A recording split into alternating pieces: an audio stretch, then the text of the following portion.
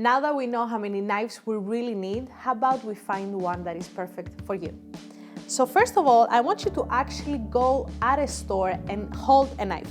Hold the knife in the handle, see how does it feel in your hand. Is it comfortable? Is it heavy?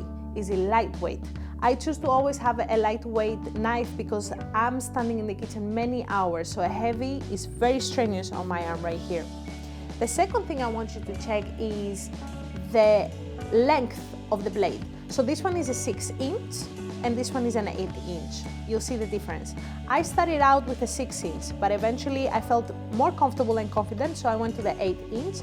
I see with that 8-inch blade, you just have a little bit more versatility when you're in the kitchen. So you could take off the skin of a whole salmon and this blade is big enough.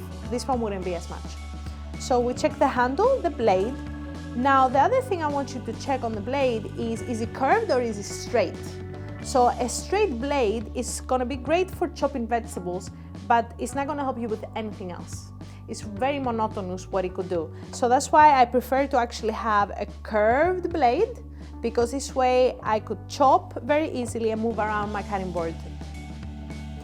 If you are a left-handed person, there are some blades that they go two ways, but the Japanese ones, they go only one way. So if you are left-handed, you want to avoid the blades that they have only one side going in, because basically the edge that cuts is going to be on the wrong side of the vegetable. So this is great for right-handed, but not for left-handed. So go to the store, touch them, feel them, see what feels most comfortable to you and gives you confidence to go in the kitchen. To help you, I have prepared a comparison guide for the perfect knife.